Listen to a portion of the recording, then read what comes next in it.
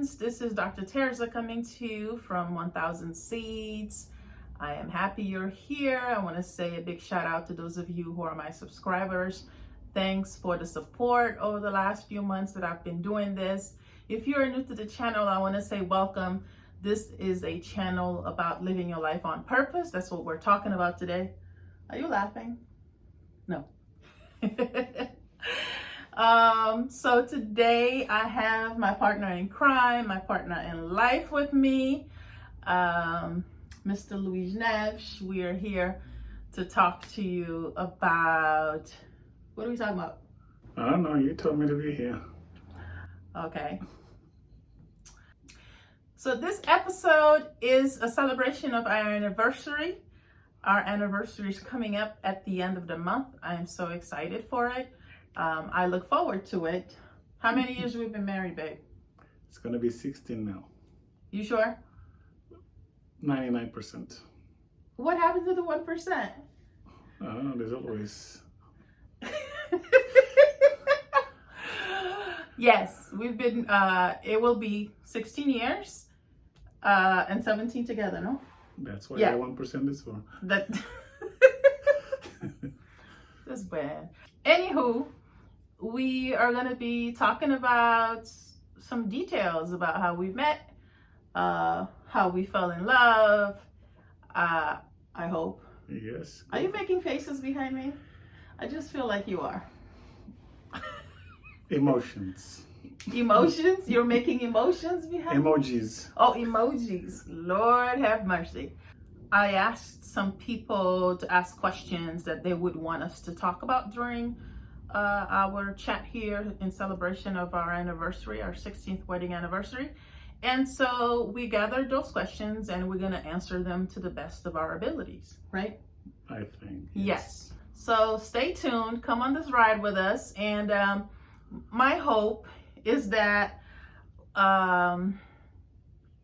whatever we say here, something that we say here may resonate with you as you are planning to, get married. You're thinking if marriage is it for you, because this guy's going to tell you about how it's a trap.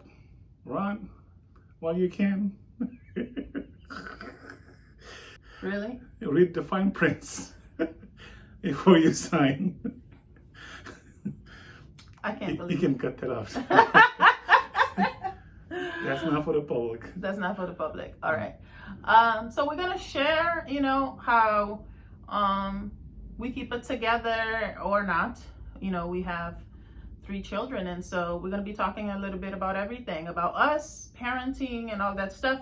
The disclaimer is that we're not giving anybody advice. We tend, right, babe? We don't wanna, because people love to ask us, how do we keep it, or what advice do you have? And from my perspective, I try not to give anybody advice on marriage because everybody's experience is different, right? Yeah. For me, there was a series of events that happened in my life for me to end up right where I am right this minute with this man. And so everyone's journey is different. So I don't like to give advice because everyone's at a different stage in their journey. So that's my, philosophy on that. How about you, babe? Do you like to give people advice? I don't like to give people advice, especially when it comes to marriage, because like I said, everybody's experience is different and everybody's journey is different. Just in the moment, go for what makes you happy and just trust your instincts. Got it. That sounds really awesome. Okay. So we're going to first start with, just talking a little bit how we got here, and then we'll entertain the questions that I got from some of my subscribers here on the channel. Okay. So, babe, you want to talk about how we met? Let's start there. I thought you said you have questions. I have questions for one people, but they're not all questions. Right. So right now we have to set the stage. So let's talk about how we met. Is that a question? That's a statement, dude. Or you want me to talk about how we met? Yes. You want me to Do you want to talk about it? Do you want me to talk about it? You go ahead. You're a better speaker than I am, so. But this is not about a speaker. This is just us having a conversation. Okay, Oh. I'll talk about it. Yes, because you can talk. Go ahead. Anywho, we met in 2005, even though we had been at the same establishment beforehand, 2 years before that. But we met at a club in our home country of Cape Verde, in our island of Saint Vicente, and we danced for a long time. And then, yeah, it's been like that ever since. So we met at a club. That's what it is. 2005. Anything you want to add? Nope. The fact that you met me prior that I don't remember. Yep. We met that first time at the club, yes. We met 2 years before that and we danced. Okay, so maybe meeting is not the technical term, is not the official term, because we didn't meet as in like, shake my hand, I'm Terza, you're Luis. We danced at the club and then we went our merry ways. So technically you may be right. We never met because we never introduced ourselves to each other. We just danced. You asked me to dance and I said yes. Okay, the other question is that I have for you is, how did you know that you liked me or that you were attracted to me? Like, how did you fall in love? Like, how, all of that? How or when? Because I didn't know in the beginning, obviously. So it wasn't love at first sight? Well, if you don't believe I'm not sure. But when I saw you, because, you know, the club was my second or first house, depends how you see it. I used to spend quite of my nights over there. And for some people in the US, maybe don't understand the concept of clubs in Cape Verde is different. But yes, that was my passion because I liked to dance a lot. So I was always there. So I knew the usuals, the people that, and that day I saw it like, and right away, you know, like, who's that chick, let me put it this way. Who's that cutie? Who's that sexy girl right there? Yeah. I was like, who's that girl? You know, and you thought I was cute. You telling me to tell the story or not? Oh. So when I walked in, and right away I could see, because there's two levels of it. There's a balcony when you walk in, then you look down. I saw you, you know, there with your family, I guess. Sitting on a table with some friends as well. And then I made my way all the way to ask you to dance. I didn't go right away because I'm not like that. I just smoothly get approached and finally. And so is that when you fell in love? I'm trying to ask you, how did you fall in love? How did you know it was it? I think after, you know, a couple times that we, after that night, then we went dinner, and then we start seeing each other more. And from that, the feelings kind of grew on that and developed until you said that, oh no, I can't do this anymore, because you were only there on vacation. And that's when I pulled you out of the club and I had to have a tough conversation with you. Like, I'm not your summer boy to play with. And there was a time that I realized, yes, it wasn't just a summer thing. But let's be clear. The reason why I was like, this is just my summer situation, was because I also caught feelings because I saw you dancing with somebody else. And I said, oh no, like, I'm jealous and this is vacation. I'm not doing all of this. So I was like, goodbye, see you later. So I guess we were both in the same boat. Yeah, so that's interesting. I'm not just summer toy. Yeah, he started as my summer toy, but clearly, here you are. 17 years later? Yes. So, 16 years married, 17 years later, we have 3 beautiful, kind children that are not, you know, babies anymore. And what was the most difficult part about being a newlywed? Like, what was the most difficult part about, you know, being first, you know, the first few years of marriage for you? For me, you gotta understand, there was a couple of things. Being newlywed and being new in a different country. Yeah, we didn't mention that part yet. Because you were living in Cape Verde. We met there. Yes. I'm living in the US.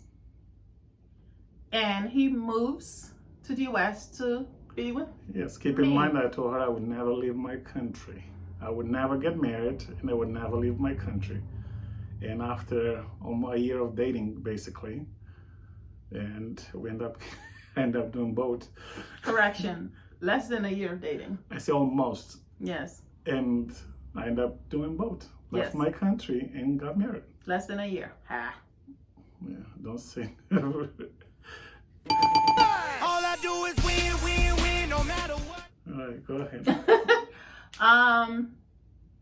So the fact that you were not only getting married and moving to a new country, that was the most difficult thing for you, you'd say? Yeah, because it was challenging. One, I have to adjust to being, newlywed. Mm-hmm. And second, move to a new place that you don't know the language, you don't speak the language, and have to make the transition from single life that I was used to in my place, and I have my routine and my habits, my hobbies, everything I like to do, games that I would referee every weekend, go to club, have to leave everything behind, move here, and then being in a marriage as a newlywed, and have to kind of understand how to coexist and have to learn, and be able to get to, learn how you operate and how to make things work. Yeah, it's not. So if being newlywed is always a challenge, when you add that Times 10. it does make Yeah. it a little bit more. I would have to Challenge. say the same, Yeah. because we had to make it work. I mean, clearly we made it work. Yes, especially in the beginning, I couldn't do much. I was home most of the time, which was kind of also boring while you were at school. Yeah, and just in case you don't, for those of us who don't know, there's the immigration process. So it's not like, oh, you fall in love and then you can just freely move to the United States. It doesn't work that way. How it works is that you have to go through the immigration process. So he has all the paperwork necessary to live here legally and be able to work legally and drive legally and all that stuff. And so there was a period of time where there was only so much that he could do, coming from a place where, he had a job, a house, a car, and pretty much like, one of the unofficial mayors of the city, and then coming Don't here. exaggerate. Oh, come on, everybody knew you. That doesn't mean anything. Everybody knew this man every time we walked anywhere. Luis. Yeah, anyways. So that was a pretty difficult couple of years, I would say. So yeah, point taken. So now I'm going to start with some of the questions that were posed to us. This first question comes from our oldest son, Eddie, and he wants to know, how do we stay married? How do we stay married? I don't think about that, how to stay married. I just continue to every year, but every time it's about learning and get better and be better. To me, and how to, when we face challenges, how to learn from those challenges, so one, they don't repeat, or next time they happen, so we know how to better address them and continue to go that way. Because life is faced with a lot of challenge, especially marriage as well. So we just have to how to work together to kind of jump those barriers sometimes and address the things face on. Yeah. Understanding that we're part of the same team. Yes. He's not my opponent. He is my life partner. He's on my team, and I want to make sure that he's good. And so for me, that's important. And I want to make sure that my teammate, so it's a team of two, and that's it. It's not a team of, it's a team of two. And I want to make sure that he's healthy, that he's happy, and we work, and it's not perfect, but we learn to deal with those challenges. So that whole concept of, was it happy wife, happy life? Well, that's kind of cheesy, but I don't see it that way. But yeah, I think not happy wife, happy life, but make sure that you are taking care, you are happy, makes the life better. Yeah, I believe in that, but I also believe, I also believe that his feelings also matter. So happy husband, happy life too. So yeah. All right, I'll take that. Yeah. The next question comes from my sister Laura, and she wants to know, how do we deal with disagreements as it relates to parenting? So when we have disagreements about how to deal with the kids, what do we do, babe? We talk about it. Yes. And we come to a common ground and understand where each other is coming from. Because sometimes the disagreement is based on how you were raised, probably. How your point of view is different from my point of view, based on probably the way you were raised before or what you believe in. But most of the time it's understanding, and sometimes we explain things to me that I'm not aware of and makes me understand better, and it's the other way around, and it's like, oh, I guess I didn't see it that way. And then we agree on a better decision that's best for our child, not what's most of them best for us. Yeah. And I think one of the best things that we do that we learned, I think, over the years is that we never have conversations we never have conversations about those things in front of our children. Whatever it is that we discuss, whatever conversations that are going to take place, they take place privately, and then we bring it to the kids as a unit. And that way there's no surprises when, you know, I say something or when he says something. Not that I'm saying that hasn't happened, because it happened recently. And so there's no such thing as perfection, but we try to make sure that we have conversations so that we're on the same page before we show up. But the thing is, sometimes we talk about it, Yeah. and in that case, I end up, going first to the child without finalizing our agreement. Yeah. So, but the thing is, you also listen to our kids. That too. I was gonna say, our kids are pretty smart people, and so we allow the space for them to ask questions and share, because parenting is a two-way street. We want to hear from them too. So, oof. I trust them. Yeah, we trust our kids. Lord, help us all. So this next question comes from our friend Loheta, and the question is, what is the biggest compromise that we've made for each other? I feel like you answered it, right? Yeah, I think I answered when that newlywed thing. I had to leave my career as a police officer back home, which I was establishing myself. I was good. I had no F reason. You had no what? You had no what? No reason. Thank you. To leave my country to come here. He made that very clear to me, y'all. I kid you not. He was like, I live in paradise. I have a beautiful home. I have my car. I love my job. Where am I going? I was like, well, this ain't gonna work. Yeah. Yep. Remember my times of a 2-hour break lunch, go swim at 12. The ocean. Yes, run, swim, go home, lunch, take my nap, go back to work. And then at night, go to the club. I don't take that for granted. So I appreciate you. That was a big compromise. Yeah. Not just that, club stuff and everything, but be able to pack everything and leave everything behind. Yeah. And just come and, whatever. Yeah.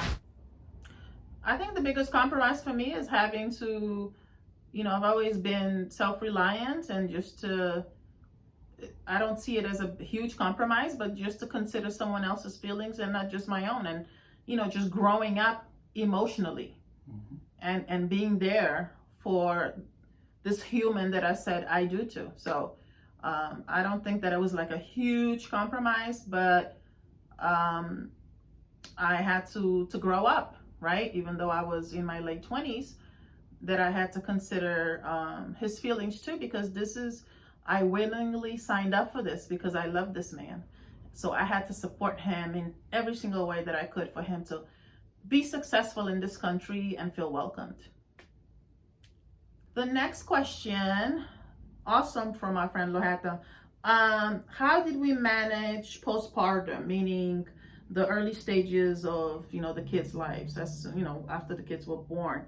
Who did what? Did we feel that it was equitable? Like, did we share the same responsibilities? And how big of an adjustment was it? What kind of adjustments did we have to make? We were never going to share the same, you know, because I cannot breastfeed any kids, so you can't have them either. I cannot have, so you don't have the right body parts to. You're always going to care, you know, going to have more on that. But my part was to be there as much possible and to help or assist, as much as I could. Let you rest, you know, make sure you take your rest also, so you can have your energy when you need it, and you know, be available whenever needed for the baby at night or during the day, and so we can balance things a little bit. But it would never be a 50-50 situation, because some things you have to do them no matter what. Even if I want to, I can't. Yeah. And what was the other part? What adjustments did we have to make? Give up sleep, maybe? Yeah, we had to understand that, listen, you ain't gonna sleep. It's just that clear. I haven't slept the right way. Like that sleep that I used to get 11 years ago before our Max was here is not the same sleep that I get today or after they were born. It's that's what's hard to seek, you know, because especially on your end, psychology, you go through a lot of things, being, you know, newly, you know, mother and having just getting all that. There's also a lot in that psychology part of it that you have psychologic part of it that you have to be mindful, because you know your frustrations. You're at the point that sometimes you cry. That was the hormones. Yeah, those hormones are a beast. For all those folks out there who've given birth or who've been pregnant, they know that the hormone part of it and those feelings are a beast to deal with during the pregnancy as well as immediately after the pregnancy. I was very fortunate to have an amazing team of like family unit around me. My mom, my grandmother, my sisters, because Max was the firstborn grandchild in the family, so everyone came around and was very supportive. I would say for me, I actually had a harder time with when Emilio was born, because now I had a toddler, so Max was 2, and I had a newborn, and so I had to show attention to my baby, who was still a baby at 2 years old, and now I had a baby that needed all of my attention. So we had to be extremely intentional with that, right? Yeah. To make sure that Max felt supported and loved at all times. Because Max was included all, you know, from the beginning. Yes. Yeah. Max went to all the appointments. Max, we had to include Max the whole time. Eddie was already a teenager, so he was a little bit more independent, but he still went with us everywhere. We also included him as much as he wanted to be involved, because, you know, teenagers are different. Teenagers are a little different. Yeah. But yeah, Max was, you know, from the beginning, Max was part of it. So yeah. And I think at no point, I believe they didn't think they were left out. Yeah, I think so. Another question from my sister Laura. She asks, what are the goals for our love? What kind of question is that? What do you mean, what kind of question that is? What are the goals for our love? Yeah. What goals do we have for the love we have for each other? That's weird. I don't know. I don't understand the question. Sorry. Okay. Well, maybe I'll answer to see. I hope this is what they meant. Maybe I should have asked for them to clarify. What is that a goal for our love, as we can stay or in for love, our loving. marriage? Yeah. Which one is it? For staying in love. To stay. Yeah. Okay. Who knows? Who knows? I'm not talking about the Yeah. I think the goals that we have, at least that I know we talk about all the time, is making sure that we go back to doing some of the things that we enjoy doing, which is spending time together, but more intentionally. So we love to travel, so going on international vacations together, even if it's down the street to the Caribbean, but being able to do that. And also, I'd say continue our communication, because that helps a lot in that sense. For real, for real. Because, you know, communication can break down a lot of things. And I think, you know, with times my communication has improved quite a bit. And that helps a lot to, you know, to continue this love. And also, you know, like you say, you know, trying to do things more, explore, travel, and stay connected, all that. Yeah. We like to brunch. Yeah, So we like to eat. We like to eat. No shame But on that. no. I love talking, like having a good conversation over brunch or a dessert. We like the comedy club, but we haven't been doing that as much because of the pandemic. Mm-hmm. So things are just getting back to that point. Other than, let's see, brunch. But yes, I agree on the communication piece. I think that was one of the things that we focused on early on in the marriage, where we knew that there might have been some difficulties with that. And so we focused on that. I think that I over communicate and he under communicates. And then we sort of figure out how to meet in the middle. What? That's an understatement. Yeah. And so being able to own our stuff. So we both own our stuff, and we're able to, you know, just to say it.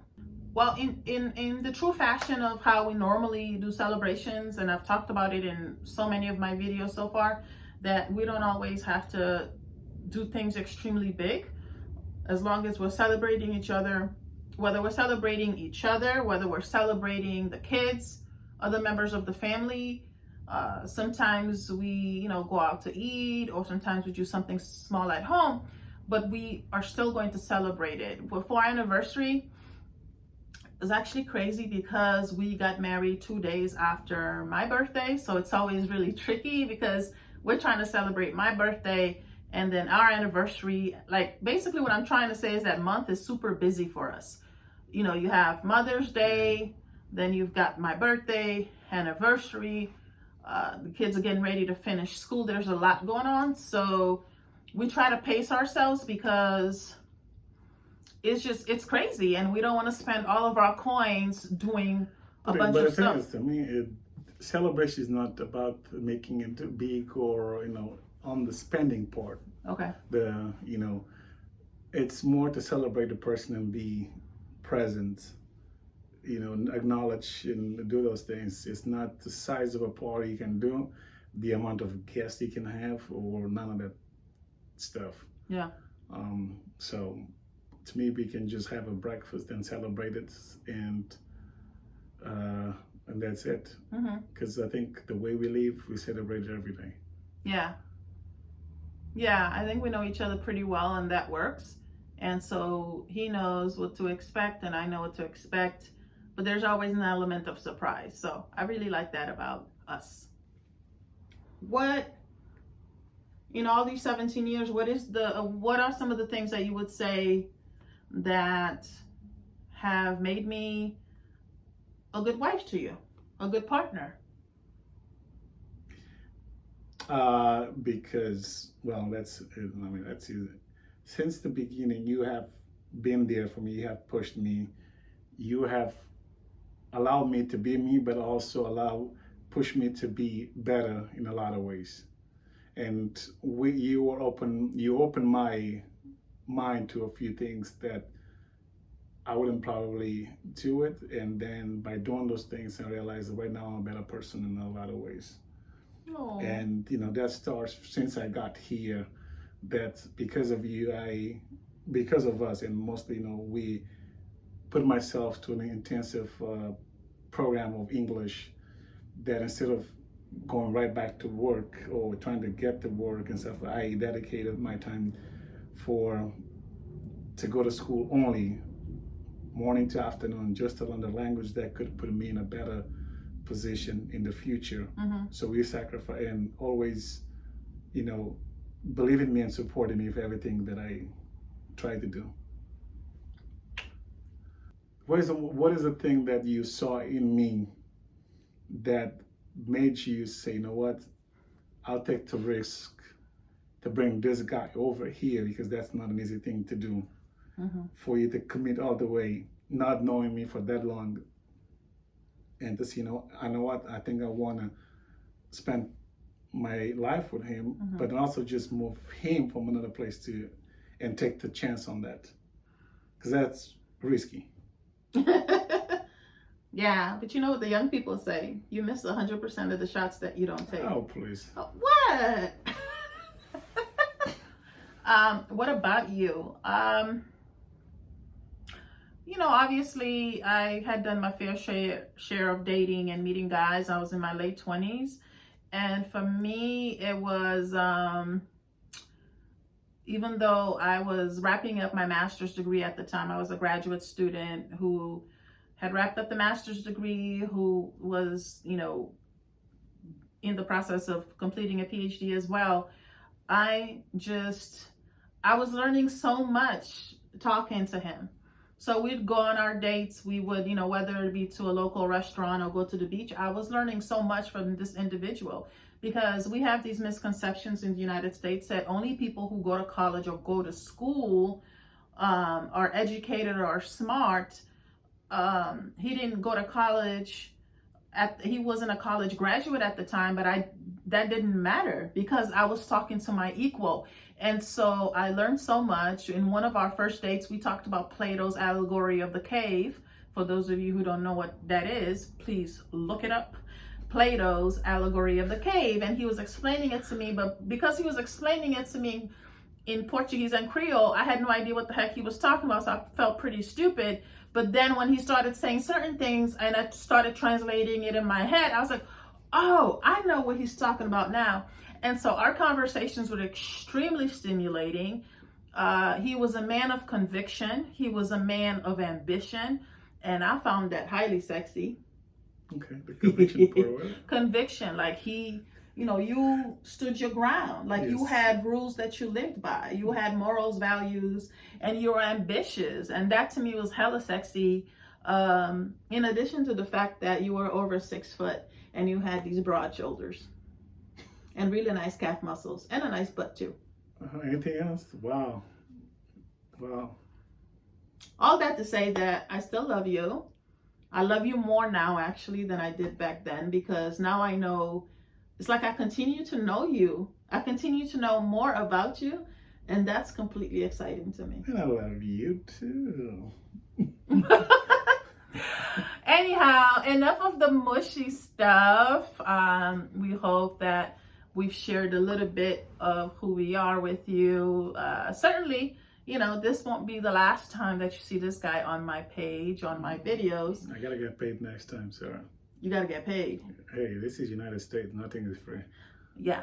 Spoken like a true capitalist. He ain't no capitalist. But anyways, he lives in... I'm not, but you live in this country, you have to. I hear that, boy. See why I love this guy? Anywho, I want to thank the love of my life, Mr. LimaNeves, for joining me on our 16th anniversary, wedding anniversary show, talking about how we live good for a living and all the challenges and all that good stuff. But I also want to say thank you to our friends and family and our baby, Eddie. He's not a baby, y'all. He's a 23-year-old grown man now, who asked the questions that we addressed, and we hope we address them to the best of our abilities, and you learn something. Anyhow, we tend not to share advice. We just tend to share how we do it, because this works for us. It's not perfect, but it works for us, Mm-hmm. But I hope that some of it resonated with you. So thank you so much. I appreciate you. If you haven't subscribed to my channel, make sure you do so. If you liked the video, if you thought it was dope, make sure you subscribe and like. Subscribe right in the bottom. Subscribe and like. And of course, don't forget to share it with your primas and tios and tias and vovos and all of them. Share the video. And for me, where you can find me is my handles are, this is Beathome.com. Be What I think you were actually gonna say you're at beathome.com. I swear. Speaking of that, also make sure that you check me out on my other social media. I put it in the description box, so look at that. And again, as always, thank you for watching.